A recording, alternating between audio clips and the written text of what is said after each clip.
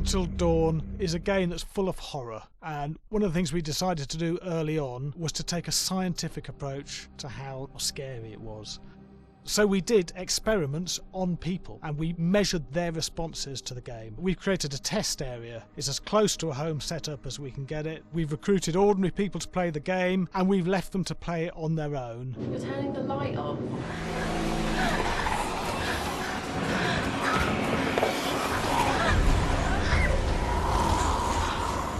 The only difference is it's rigged with cameras and microphones that relay the data through to the next room where people are watching them play. Bracelet here we use for biometric testing. It measures the player's emotional response. It's called a galvanic response sensor. It makes contact with the user's skin and it measures the electrical conductivity across their skin. It's the same principle as an old-fashioned lie detector. When you're stressed, you sweat a little, very sensitive. It picks up tiny changes if the player is feeling anxious or scared. That data's fed back to a testing team. It comes through as a graph.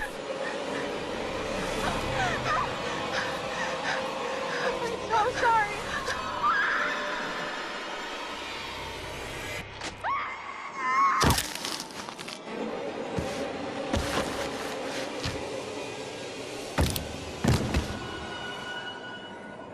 There's no point testing one or two people, you have to test a lot of people. Watch your step.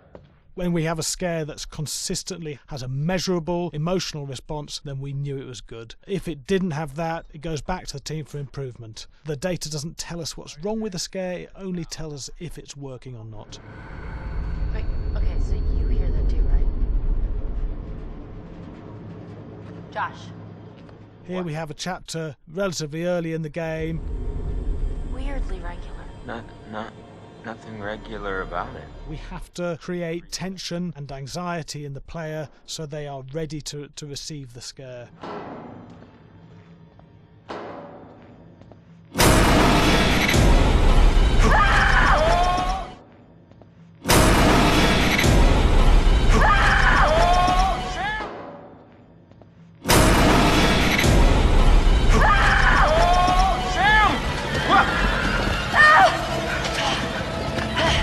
Give the player time to recover, to cool down, to calm down, and then start building the tension again before we do the next scare.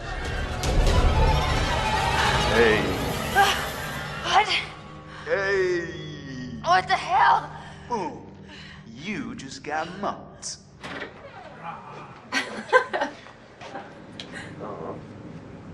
Yeah, I have such an adrenaline high from that game. There's two things we found. One is we could look at the scares, analyse if our expected scares were working effectively. Were people shrieking and covering their hands, or were they getting an emotional response from it? And being scientific about it means that we strip out people's opinions about whether things are working or not. We've got data, and we look at the data. If it's working, we're happy with it. Really scary.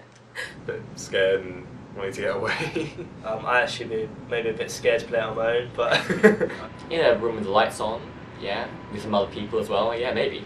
But because I'm a scaredy cat, I would play with someone in the room. And the lights on. It was one of the scariest games I've played in a long while.